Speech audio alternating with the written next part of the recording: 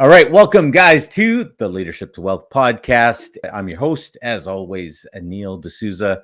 So glad to have you guys joining us. Our guest today failed in the NHL and has failed so many places, and he's going to share some of that, which has led to his successes. And now he is not only a financial advisor, but he actually helps to coach professionals in that area. And so we're going to get to find out what some of those failures have ultimately taught him and how we can transform those in our own lives to have a greater success in the areas that are important to you. So, guys, without further ado, I want to bring on our guest today, Blake Linklater.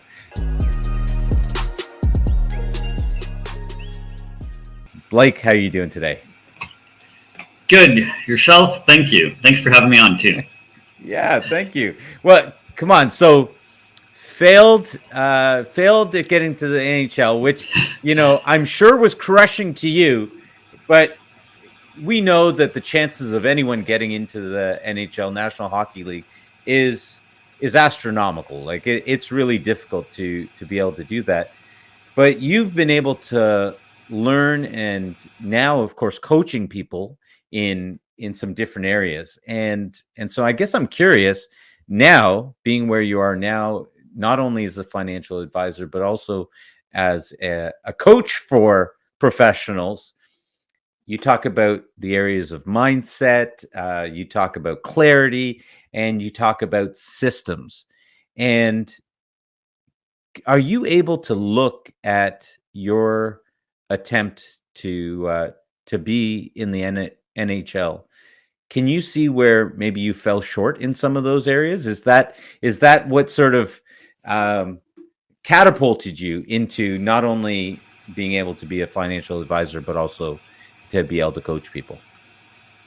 I think there are many similarities between like professional sports and building a business and financial advisor. And, I think when, like any kid growing up outside of Toronto, just outside of Toronto, I wanted to play. I played hockey. I played AAA hockey and AA and some junior, and I wanted to play in the NHL. And like that was it. And you know what? I was so naive and blindly, I was like, I'm just going to do it. And I'm going to do it, and I'm going to do it. And I wanted to go to college in the U.S. too. And I just, people would say, yeah, the odds are this. You're not. I was like 5'0". I'm still 5'0". And, and I was a goalie. And at the time, and even now today, it's like, the goalies are all 6 foot. And now, like, they won't even look at you if you're under 6 feet. Mm-hmm. So I'm 5'6" on a, 5'7" on a good day. But so it was, it was hard, but I didn't know. I didn't care. I knew I was going to get there. But I didn't. But I did get to play college hockey. I spent a couple of years there. And I did actually I literally had almost a cup of coffee playing professional hockey in the minor, like the A-level ranks of pro hockey. And so you look back, did it prepare me? I don't know, but, if I look backwards, okay, I didn't get that far to the NHL, but I still got to do it. Yeah. And did I make some mistakes? There were a few pivotal moments where I thought I could have made different decisions. And had I done that, it would have taken me on a different path. I mean, one of them was right out of college, I went into the workforce. And I knew in my heart I shouldn't have done it. I knew in my heart I should have just taken the summer to just work at a goalie school or take some time off or do whatever. Or go travel and play some hockey. Like there was some opportunity to play hockey in New Zealand. Yeah. And I knew I should have done those, but I didn't. I went right into the workforce. And that decision impacted me. And I didn't learn it because I had to learn that lesson a few times. Mm-hmm. So did it prepare? I think as I look at other decisions and trying to keep some of the stories short, at that moment, I should have learned to trust myself. But I had some good people very close to me who said, no, go to work and this is what you should do. And I trusted their opinion more than mine.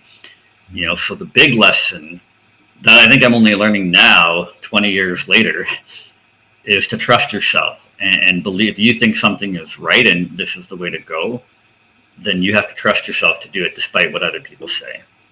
Right, right. Wow. Interestingly, my cousin was actually a goalie. He injured his groin the year he would have gotten drafted, and so went undrafted. Ended up playing. He had a great, I guess you would call it, semi-professional career. Mm-hmm. Played all throughout the states on a number of farm teams, and even got called up, I believe, for the Rangers once, Okay. but didn't make it. Uh, But he got called up. And he tried to chase down that dream for a lot of years. Enjoyed himself, did well at it, and then finally decided to come back, get married, and move on to mm-hmm. onto with life and or to the next chapter. I don't want to say get on with life because he was living life that whole time, but Yeah. he definitely chased it, and that's again more than most people could ask for. Mm-hmm. And a lot of people I know were trying to tell him to do differently. We're trying to tell him to go work and do all of these things. And so that's interesting that you're realizing, hey, you know what? I should have just trusted myself. But here's the part. I think it's easy for us to say Mm-hmm. when you're on this end, you need to trust yourself. I don't know if people know what that looks like when they're in the midst of it. Are you able to say something about how you could look at it differently so that you could trust yourself in that moment? For me, that inability to trust myself kept showing up, even as a financial advisor. Like when I started my career as an advisor with Edward Jones, and back about 10 years ago, great firm, great company, loved it, did well in a couple of years, but I wasn't knocking it out of the park. But I had a good friend who said, "Hey, come with us. You can make more money here." And I thought, okay, yeah, he is right. He has been in the industry longer. He knows more. Right. And so I left, and I didn't make more money. I mean, I made a bit more, but I took home less. And then but again, that same scenario propped up many other times in the over 10 years. And that's what I'm only now really beginning to do it. And so how do you know? I think it's that gut feel inside you, that little voice that just takes practice and just takes time to do it. And when I got to play college hockey, and I got there, I knew in my heart I had these gut feelings that I just had to go and do it, and I listened to it, and I was very good at knowing it. And then after it disappeared, then I lost touch with myself, maybe, or whatever. Like when I graduated, I just knew I had this feeling. And so how do you know? It's just a strong feeling and it takes time and practice to get to know yourself and get to know, hey, is this just a false presence, or is this a real voice, a real inkling that I got to do this because my heart tells me so? I had that feeling after I left college. I had that feeling that I should have done it. And that's probably one of my regrets to do that. And then when I look at the other decisions I made, like leaving Jones early, I didn't have that feeling. I look back now and I felt I should have stayed. Yeah. But I mean, I might have gotten let go because everybody I started with got let go. I mean, the advising world is a very dog-eat-dog world, much like professional sports. And so to kind of put it to your question, how do you know? It's just a strong feeling where in your heart. And you only get to know that through learning to listen to yourself and learning to trust yourself. And that takes time. And when I look back in my life, like my first 10 years of that journey to get to play college hockey, I trusted myself more. And then it went away for 10 years. And now I'm beginning back again to trust myself again. And sometimes that's hard. That's hard. For me, when I graduated college and when I was embarking on my career, it was my close family that was saying, no, go get a job. Yeah. and that's hard when you're young and 20, in your early 20s, to Yeah. say, no, I disagree with you, someone you Yeah. respect and admire. But I think, Yeah. that was a decision I should have done. One of the things that oh, sorry. One of the things that I normally will suggest to people now on my side, having gone through trust issues as well, one of the things that I advise people on when it comes to this is to recognize that it's a choice, and in recognizing the choice to trust, you sort of take it out of the realm of how do you feel, and now the other side of that is to look at what the area is that you don't trust in, and ask yourself, does that apply in this situation? Because oftentimes what I've found is that people will actually share that they, oh, I don't know if I can trust myself on this, but they're comparing it to another situation where Mhm. which doesn't have an application, right? Like, Yeah. oh, I did this and it turned out all wrong. Yeah. Well, okay, but does that relate to this situation? And oftentimes it doesn't, and we keep overlapping it into the next thing and the next thing and the next thing, rather than being able to look at it and go, okay, I'm going to choose to trust in this situation based on this and this and this, and those feelings that I have of distrust, well, it's okay. It's okay Hmm. that I don't trust myself in because of that. That is not this, Yeah. and I get to move forward. Any thoughts on that? I think it's true. I think it's, I was on a webinar yesterday, and, one of the things he said is, don't let someone else narrate your story. And he's like, your story is your story. And that, like, now that resonates with me much more than it probably would have when I was 20. And I'm looking, and even now with Instagram and all the social, everybody stares, and you get in this comparison syndrome of like, oh, they're doing it, why shouldn't I? Yes. But like you just said, it's your story is yours, and you have to take advice from the people who are on that same journey or that same level where you want to go. In my case, yeah, they had my best interest, but they also weren't. They didn't always understand where I was at that moment. Yeah. So I think I actually you're think it's right. You foolish got for that. people. I actually think it's foolish for people to not allow people to speak into the situation. Sometimes people will say, I'm not going to listen to them." But I think there is something to be learned when it comes to trust. There is something to be learned about letting people speak in, and Hmm. then I love what you just said, and then narrate your own story. Don't Yeah. let other people narrate it.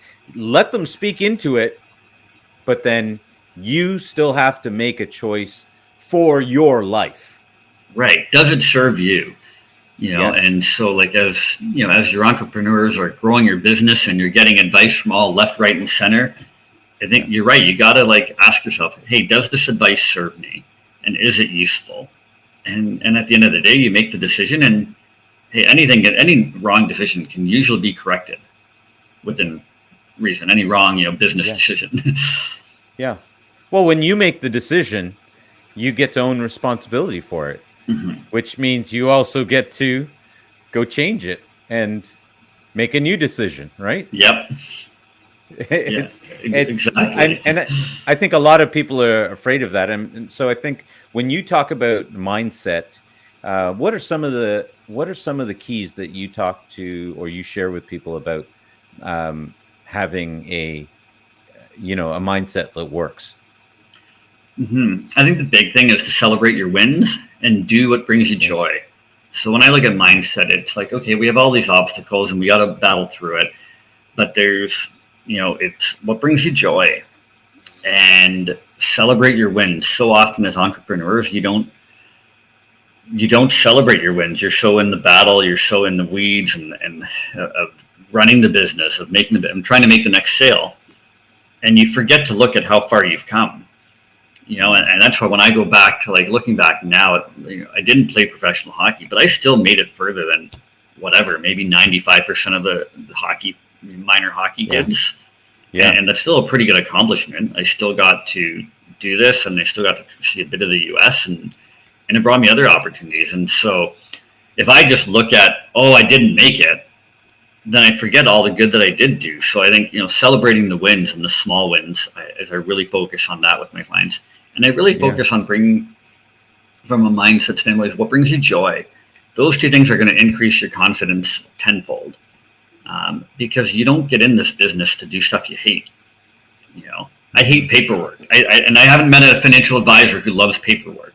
So whenever I'm talking like how much do that's the first thing we try to get rid of. Is how do we like hire someone or automate it so you do less of it? Because we hate it.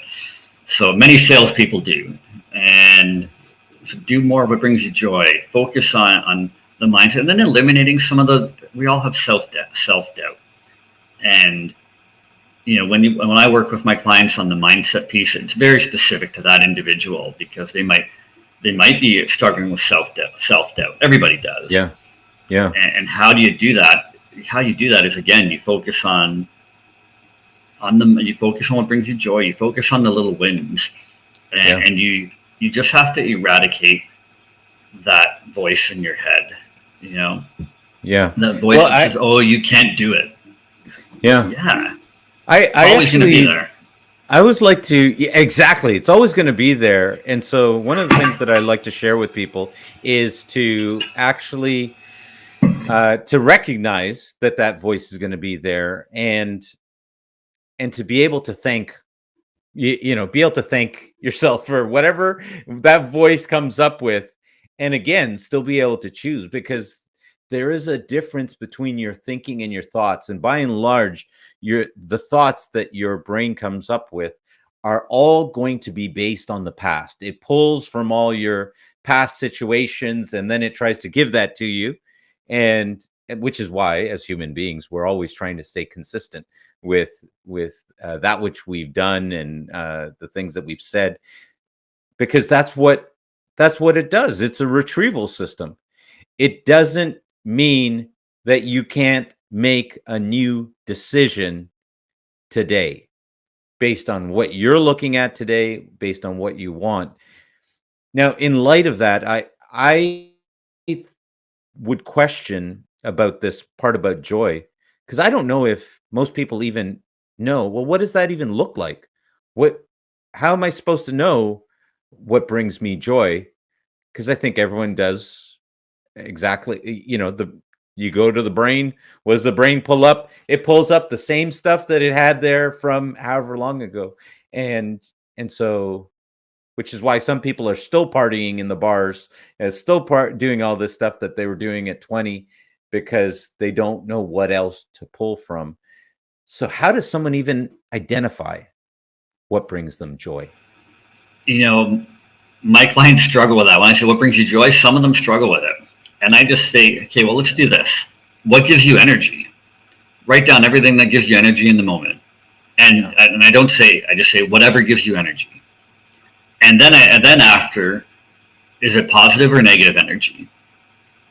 So perfect example, right? As you and I are talking right here, and we're having this conversation, and I'm just sitting here, we're talking with joy, and I'm like, you know what? In my head, I'm like, I really like this. I really like doing this, like being on this end and having this conversation. Yeah. And so that's bringing me joy. It's bringing me like a good positive energy. Yeah. So you have to pay attention to it. And then when I think about like paperwork, or a perfect example, again, last night, I'm trying to complete some paperwork for the hockey team I coach too, and for some tournaments we're going to enter. And it requires very painstaking detail, in that I got to go through it. I got to make sure everything's done, and my I's and T's, and it's painstaking. And my daughter's even started to notice it. Like, don't bug dad when he's like in the zone. That doesn't bring me joy, but that depletes my energy. And so that when I say to my clients, like, hey, what gives you energy? So there's a negative side of energy. And I'm like, okay, so let's do less of this stuff. Or if we do have to do it, you got to block the time off and then do something to regain it. So to answer the question, it becomes self-awareness. And it's not all about partying. It's not all about, it's hey, how do you feel a bit about it? Like when you're out in the if you're a sales rep or if you're an entrepreneur, if you're selling or if you're trying to get new clients, like how does it feel? Are you enjoying it? Does it bring you some joy? Is there a bit of positive vibe that hey, this makes me smile a bit? Like again, when I was with Edward Jones, Edward Jones is famous for door knocking. So a little less now, but you go door to door, and I've knocked on over 10,000 doors in my time, and every one of the Jones advisors could tell you stories of people coming to the door. But what I'm getting is it took me like 20 minutes to knock on. I hated it, but over time, I think there's that thing you learn to love the process, and over time, I got to enjoy it because I got to just spend time walking between homes to just talk to myself and spend time with myself as I went door to door. And I got to know the fact of I got to know how many homes I needed to hit on and how many would answer. I'm excellent at picking up patterns, and it just stuck with me. So I knew if I just hit on this many homes, these many people would answer and give me a number. So so there, in terms of like, I got to enjoy it, and it gave me a good feeling. Yeah. I still wouldn't want to do it every day, but how does one identify it? It just start by paying attention. What do you like to do? What are things you're good at? I just tell my clients, list 20 things you like to do, you love to do. Yes. And start there. And, actually just one of my clients yesterday said, hey, write down 20 things you like to do. She liked giving herself gold stars. I'm like, hey, well, put that down there, and then let's use the gold stars to reward yourself when you're doing the activities you want to do. Yeah. And she obviously she liked kickboxing and other stuff too. So, yeah. But that's where I start with my clients when they're struggling. And she struggled to come up with 20. Yeah. I said, hey, don't limit yourself. Just think of 20 things you like to do. Yeah. And that bring you some, be it kickboxing, be it spending time with your kids, helping a client reach their goals, or maybe it's doing financial planning. Yeah. And just start there by writing things you like to do. Yeah. And then narrowing it down from there. Okay, well, let me quickly do that exercise. So what brings me joy? And okay, I just spoke at multifamily real estate conference at the Toronto Metro Convention Center, thousands of people. And one thing that I recognized about it was it wasn't speaking to thousands of people that brought me joy, but rather the opportunity to speak into people's lives, the opportunity to be able to try to make a difference. And then when I got off the stage, to be able to talk to people individually and be able to make a difference for them. At the end of the day, they're going to have to go and do the things that they need to do. But for me, there was something powerful about being able to share with them my failures and the things that I've learned out of that, and maybe even inspire them to take one more step. So, okay, there. How did I do? There's something that I recognized. I think that'd be awesome. And then, so my next step with you is now like, okay, so how do we get you to do more of that? Yeah. What events are coming up that you can go speak at? Who can you reach out to get to more people? Or how many more people can we get to? How do we get you to more? It's working with you to figure out, okay, how do we get you to do more of that? And then working out a plan to be like, okay, these are things that I like to get more of, and how do we get you to do more of those? How do we get you in front of those? Or who do you have to talk to get in front of those? Like as you said it, I'm like, well, this podcast is one avenue for you to do that. Right. Yes. And it's one of the things that I do love about the podcast is the opportunity to be able to, speak to guests like yourself, be able to learn. I get to learn from your experiences, what you've gone through, and we get to share that with the world. And maybe there's just one person that gets to hear that you tried to get into the NHL, had that dream crushed, and you were able to not just resurrect yourself, but be able to recreate yourself. And now, taking it on into a whole nother area, so much so that you're actually able to coach people as well. And that's, Hmm. to be able to see that, there's manure in the soil, but that's where all the plants come from. And Yeah. the most beautiful flowers, right? So Yeah. there's something there in that. Hmm. So Yeah. so then tell me, how do you, okay, so now another thing that you talk about is clarity. What do you mean by bringing clarity? So clarity for me and for my clients and for your life and for your business is just getting clear on where you want to go. What's your North Star? Okay. What's your vision? You know, I've done it myself on many different platforms. I have it just from one of my mentors with the mastermind. We have it I do it every quarter. It's my 3 years business, 3 years life, the numbers I need, and then what questions that hurt, which are like, where am I not performing in my life? And where am I not performing in my business? And that acts as my North Star. That acts as, where do I want to go? What does my business want to look like? What does my life want to look like? In my business and in my life. And that's what I mean by clarity. It's getting clear on where you want so that you know that, hey, like if something comes along, like, oh, there's a job offer from whatever, XYZ. But I'm like, is that where I want to go? Is that really what I want to fit in? Or, like I have an opportunity to go wherever. Let's just say, oh, I want to try to plan a trip to New York City. And okay, is that something I want to do? Like for me, I like to travel. I like to spend time with my kids. Like how can we fit it in? It does fit in. For my clients, a Yeah. lot of when we do this, it's what do you want the business to look like? How many clients do you want to have? Um, how many businesses do you want to own, or how much revenue are you bringing in? Yeah. And working Well, with them. I think one of the problem that people run into in this area is they go, well, how do I know that that's the right decision? How do I know if that I should make that the goal? Maybe it should be something else, which maybe this comes back to the trust issue. But It totally does, because I've done that the whole time. Like yeah, my career has been laden with failures or leaving things too early, or and I think if I look back, if I trusted myself on a few more things, it leads a different path. But I think yeah, learning back at it now, like just trust yourself and go with it. There's no right or wrong. yeah, Put it out there yeah, and go. yeah, And put it out there and go and take action towards it. You can correct yeah, yourself later, and yeah, worry less.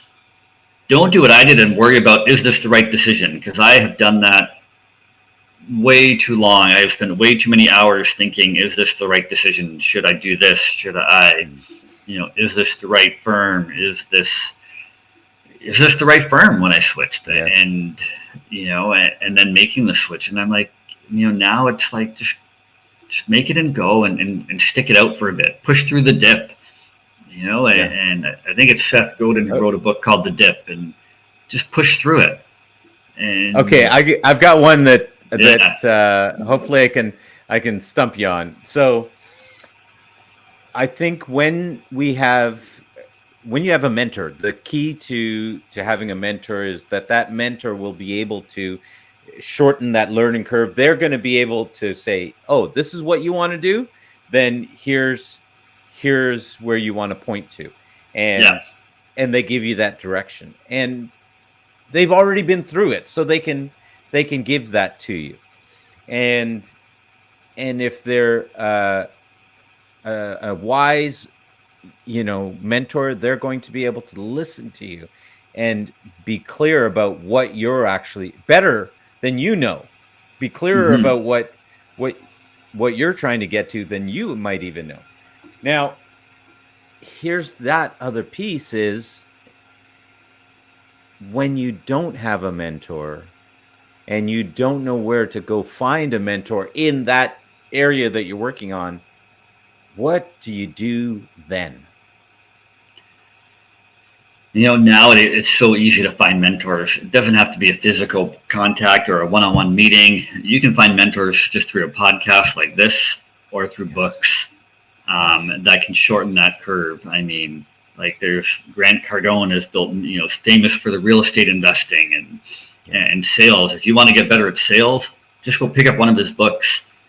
Yes. Jeffrey Gitomer is a guy I've been following for 20, 30 years. And, he has the sales Bible, and I still have his book. It's the Little Red Book of Selling. And that's how I learned to build my sales career, just on that. Mm-hmm. So just pick up a book, pick up an audio book, pick up something. It's so easy now to find a mentor and learn from them. So the fact that, I can't find a mentor, I don't believe it. Like, you know, just pick up a book, pick up something, and go where people are. Go where they want to meet them. And a good example is after I graduated college the hockey career, I wanted to get into coaching hockey, and I did. And I was coaching hockey, and I had a good mentor. And then I wanted to, maybe I'll coach professionally. And I called up, and I just researched people's names, and this was 2004 or 2005, so the internet wasn't like what it is today. I still had to like dig and find things, and one of the guys said, go to this convention in Naples. I didn't end up going to it, but he's like, if you go there are tons of college coaches there who will help you and who can put you in touch with the right people. And Yeah. I mean, what I did is I wrote all the college coaches and I wrote all these teams with a handwritten mail and mailed it. So I think you just have to be willing to do what it takes, and it's so much easier now to have a mentor. And sometimes you have to pay for it. When I started the coaching business, I joined a mastermind, a coaching pro. I bought the program. We did it, and it shortened my learning curve.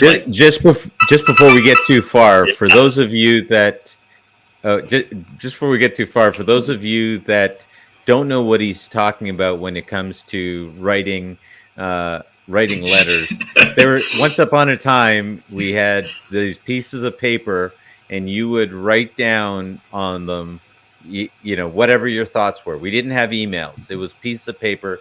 You folded it up, you put it in an envelope, you closed it, and you put a stamp on it. And these guys show up, the same guys that give you your mail now, they show up, and they would take it, and somehow it'd get there. I know you've never heard of this, but just that's how the world used to communicate back and forth with one another.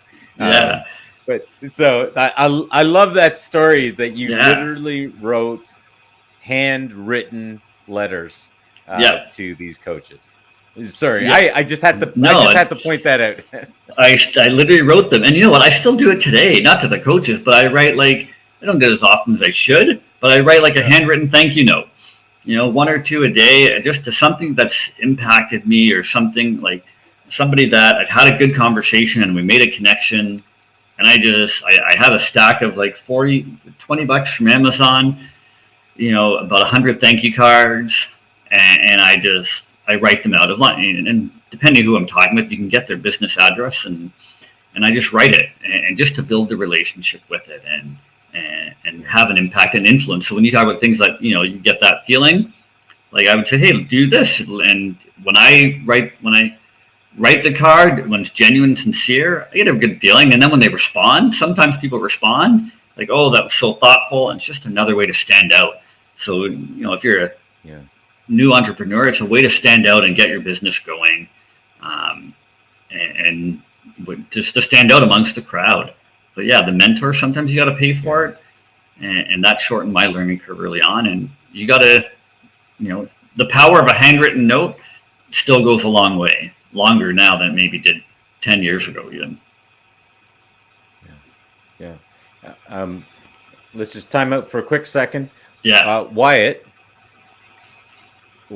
are you there? What's up? I was just noticing that I lost the signal a couple of times, or I couldn't hear Blake. Was it fine on your end? Yeah, all good on my end. Okay, perfect. All right, so then that's just me. All right, thank you. Sorry about that, Blake. I wanted to make sure that we weren't losing you there. I'm just going to take a look at my signal. Okay, I see what it is. My computer is on the wrong network. Okay, Ah, Okay. Well, so it's on my end. So okay, that's fine. Um, okay, 3, 2, 1.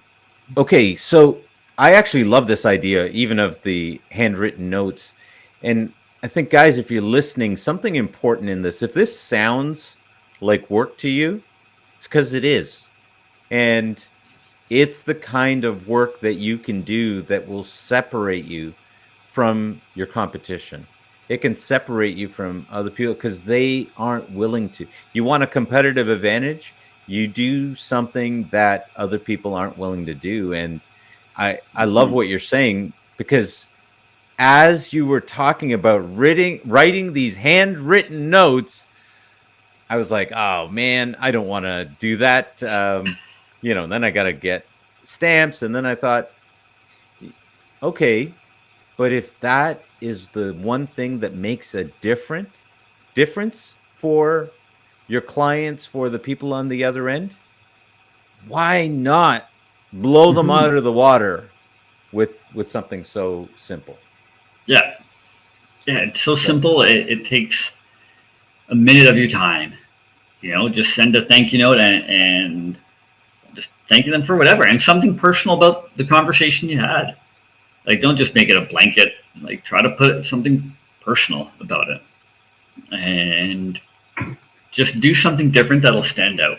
Everybody is like, what did I want? Another person I follow, like, she's different is better than better. Like, we're all, especially with the financial advisors, and like, we're all selling this to the general public. We're all selling the same thing. Like, the general public can't tell the difference between, say, the Bank of Nova Scotia or Wood Gundy, or go to the U.S. Merrill Lynch and RBC. General public doesn't know, so you got to stand out. You got to be different. You got to be you and authentic. When you're an entrepreneur, when you're a sales rep, when you're whatever, what can you do to stand out? What can you do to be different? And you don't have to be better. You got to be different. Be different than the other everybody else you're up against.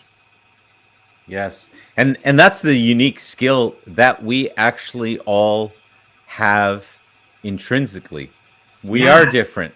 So literally, you just have to be you. yeah, exactly. You just have to be more of you, and that goes back to the trust thing. You got to trust yourself Yeah.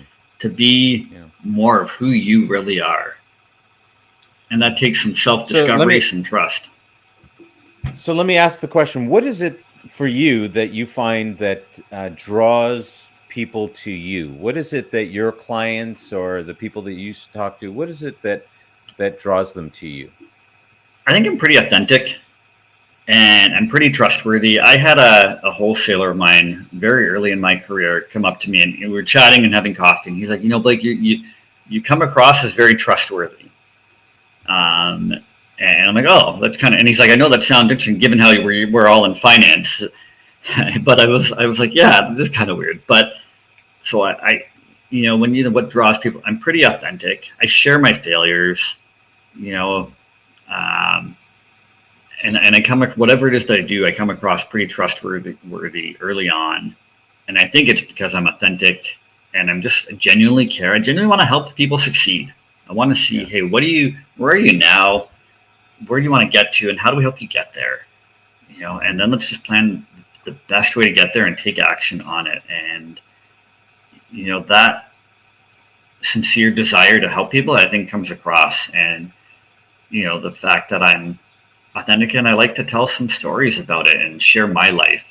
Like I told Mhm. you here, I was in NHL, or trying to do the NHL. I've had, I coach hockey. We've said throughout it, and I have my kid stuff going around. So I think with me sharing some of those stories, people are like, okay, without even really saying anything, kind of already Yeah. told you that I'm a family man. I'm committed. I know what it takes because, like I've coached hockey, I coach advisors, I've built a couple businesses, I've failed in my many firms that I've been with on the advisor journey. And by sharing those, I think it just, people are drawn to that. Mhm. Okay, let me ask you a maybe a little bit of a painful question. What are you failing at right now? Oh,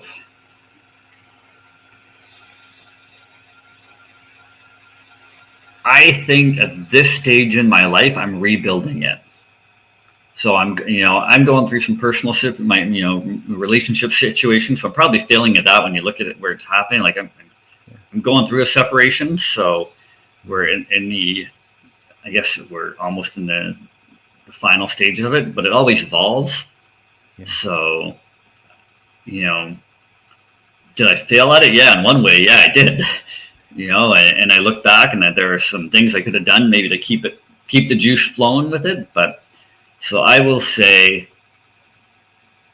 that's the one area I'm failing at it right now.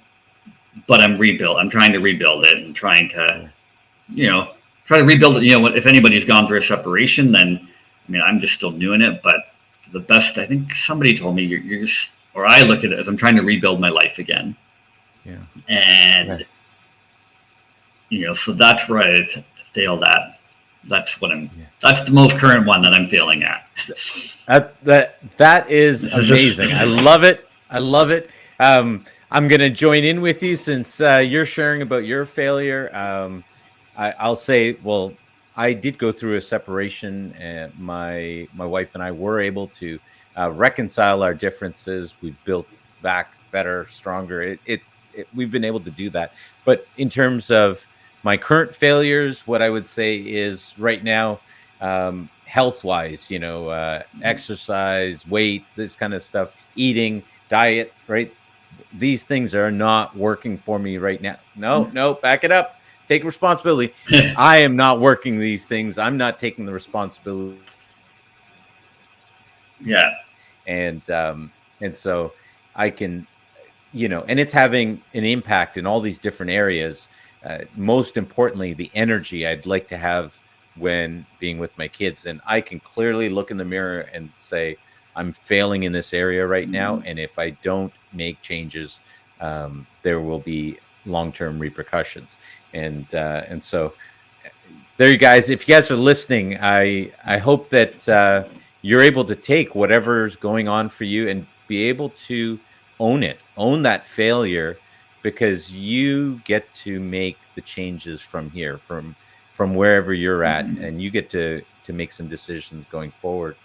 And I guess you got to bring clarity to it, right? You have to be able to see that stuff before you can then make those future goals, those decisions, be able to identify your North Star. So thank you. Love that. So, all right. So now they've worked on their mindset. They're learning to trust themselves.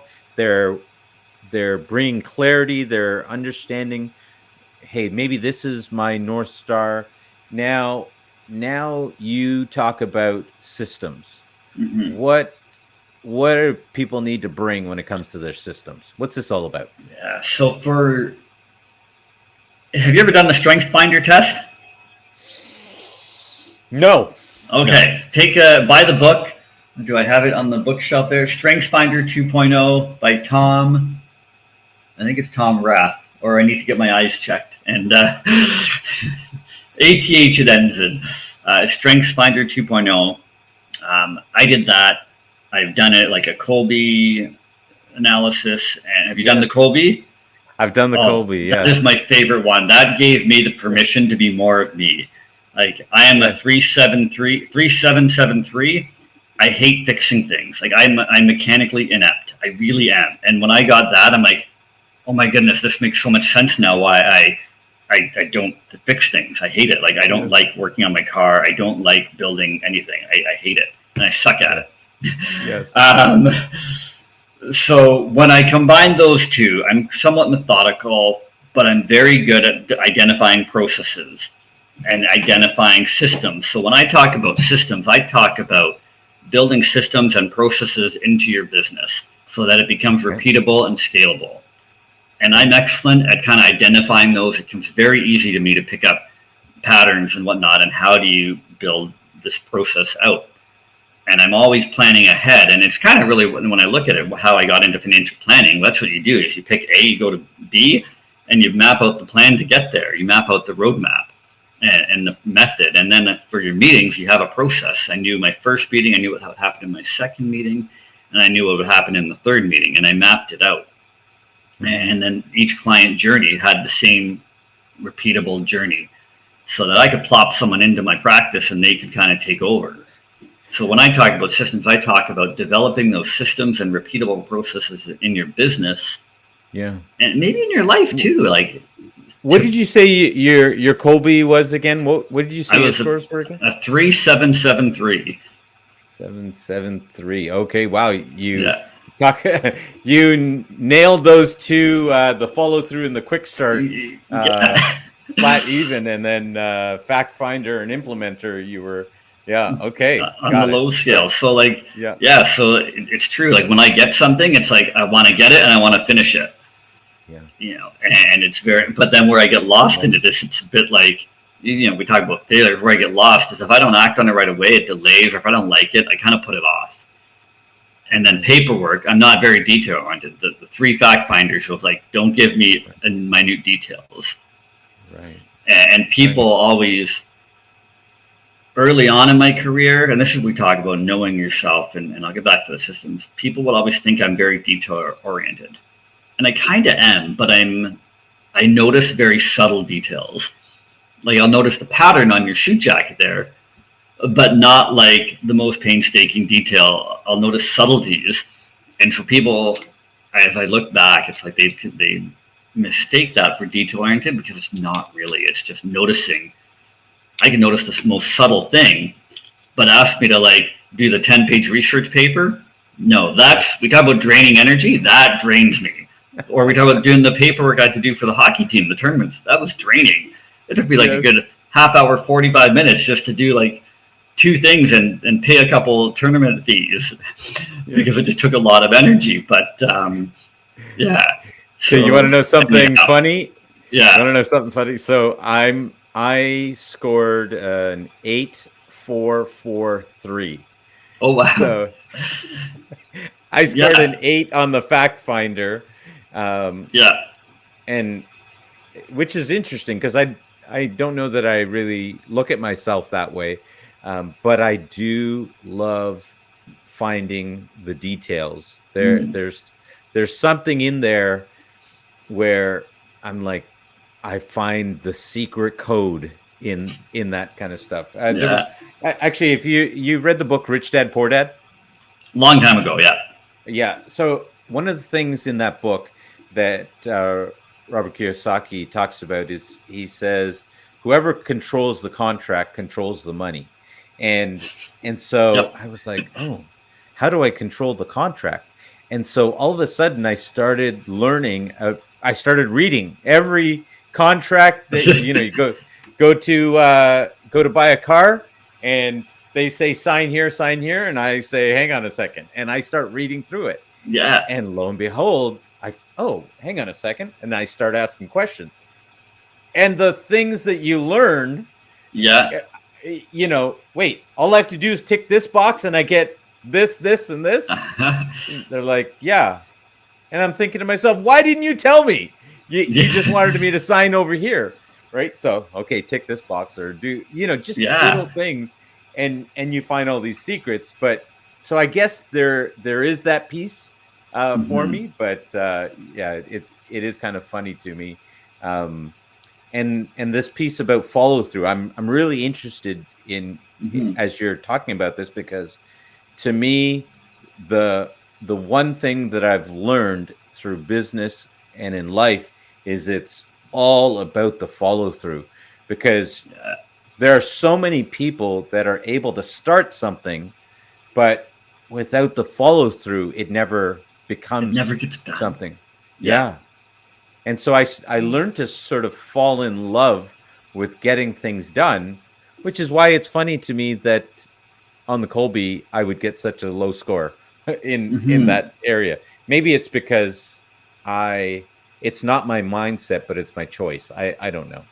Yeah, I don't know. I'm sure one of the Colby certified people can dig into it, but whoever you are, come on. Actually, there you go. You can have him on the podcast. There's an idea. Get a Colby certified trainer on the podcast for you.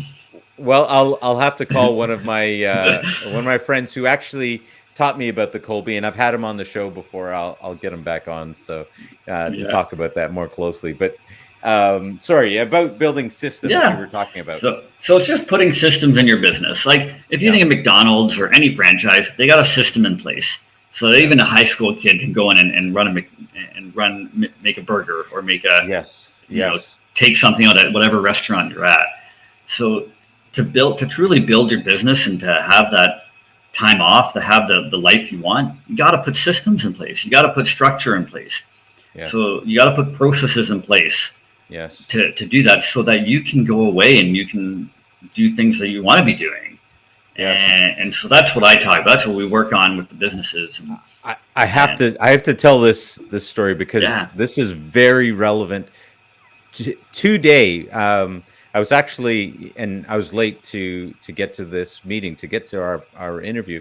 I was meeting with a partner of mine, and one of the things that literally I was saying to him was, you need to work on your systems, on your organization. And I said, as much as we work together on things, I said, you're like one step away. I can't bring you into my partnership, my level of partnership, because you don't have those systems. I like you. I think you're amazing. But if you don't understand, and this is the part I said to him, if I do it, then you become my employee. Mm-hmm. If you do it, then we become partners. And I said, that's something for you, and it's something that holds our relationship back from going to the next level. So I literally talked to him about that earlier today, and we were trying to work out some stuff, and we were having some issues. Yeah. But at the end of the day, yes, systems and creating those systems is vital to growth. You can't go to the next level. I heard this story once before, and I want to hear a little bit more from you about this, about the systems part. It's like a knife. A knife is a tool that allows you to cut up your vegetables and meat and all of these kind of things. But if you don't know how to use it, you'll cut your fingers off. Mm-hmm. And you can add, people think the solution is, just getting all of these things. If I do $1 million in sales, if I buy 50,000 properties, everything will be fine. And you're like, no, it will be a surefire way to kill you, because if you don't have those processes, you'll have no way of managing it. And you'll probably have to get on the meds or something like that, if not worse. So, please tell us a little bit more about building systems. I would, first thing, just write it down. Write down what you want to happen in your business. So what's the first step? What's the next step? And if you don't know, just go back to your last sale, or go back to your last 2 or 3 sales or clients. The sale and the client is the same thing. And write what happened. Okay, so if you're an advisor, how did you meet the person? Okay, then you got the first meeting. What happened at that meeting? What's the work you had to do before? You had to prepare the documents. You had to get their statements. At the meeting, you have your set agenda. I hope you have a set agenda for the meeting. Then after the meeting, what happened? Did you email meeting summary? Did you send a thank you card? Did you put the data into your software? So go through it. Just go back to your last 2 or 3 sales or clients. And if it's a real estate agent, go back to your last 2 or 3 sales. What happened? And start there and build it out and put it on paper. You got to put it on paper, or a Word document nowadays. And put it out there. Put it on pen and paper, and just start that way. And then build it out. It's an evolving document. As you hire more staff, put who does this? Who does the data entry? Who does what? Who does the actual planning part? And build it out. It's a living, breathing document that evolves. It evolves from when you're just the solopreneur, where it's just you. But I would start when it's just you, and then just put, okay, I don't want to do this anymore. I hate paperwork. So who does the paperwork? Someone else. Put admin or something. Yes. And then when when you're ready to that point, or you hire the person, and this is what you're looking for. Yeah. So that's how you do it. You just start. Yeah, guys, do not sleep on what Blake is sharing with us right now. This is such powerful information. If you want to actually really be a business owner, you have to have these processes in place to be able to build that business. And if it sounds like work, it's because it is. And shoot, excuse me one second. Yeah. Why did it not stop this? I put it on do not. Oh, I put my phone on sleep, not on do not disturb. Oops. Okay. Then there are certain people that are allowed to call through when it's on sleep. Okay. All right. It cut out my sound. All right. 3, 2, 1. 2, 1. Okay, guys, check this out. Look, you need to listen to this, because if you want to build a business, if you want it to be able to grow, you have to have these systems in place. And if it sounds like work, again, I'm gotta say that, as Blake is sharing this, it probably sounds like work, which means that other people are going to be afraid to do it. And that becomes your opportunity to really differentiate yourself, is by doing those pieces that other people aren't willing to do. And Blake's laying it out here right now. And Blake, I love it. That's fantastic. So if people are interested in working with you, and they're not sure, is there some way for them to get a hold of you? And what's the best way for people to learn more about you, your coaching, and that? Yes, there's 2 ways. So your best is to follow me on LinkedIn. It's just under Blake Linklater. That's one area. There's also my website, which is blakelinklater.com. So BLAKELIN as in Norman, KLATER.com. And then, they could always just, my email and contact information is on both those platforms if they wanted to book a call, a quick intro call. There's no obligation, and take a look at everything. But those would be the 2 best: the website and the LinkedIn profile. Yeah, I love it. Okay, so now people have got a little bit there. Now the question is, what excites you going forward? What are you working on that people can get excited about, as they hear about what you're working on for the rest of this year and going down the road? Ooh. I'm excited about where life has taken me. I'm excited about my coaching business growing. We just picked up about 2 new clients in the last week. So I'm excited to see where their business can grow. I'm excited about my advisor business too, about the firm I'm with and the processes we're putting in place. We talk about building systems and processes. We're doing a complete overhaul of our systems and processes, so that when we expand, we're able to have these systems to put people in. And so I'm excited about that. And and I'm excited about picking another year changing event, for the next 6 months. So those 3 things. Love it. Okay. Yeah. Well, Blake, it was great having you on the show. Any parting words that you have for the audience as we call it a wrap? Parting words: just learn to trust yourself, get to know yourself, and don't be afraid to be yourself, and then just take action on it. Trust yourself, take action, and I think the missing ingredient in that is have faith. Trust yourself, take action, have faith that it's going to work out for you. Yeah. Get to know yourself, trust yourself, and definitely nothing happens unless we take action. Yeah. Love it. All right, guys. Thank you, Blake, for coming on the show. You. Guys, thank you for listening to another episode of the Leadership to Wealth podcast.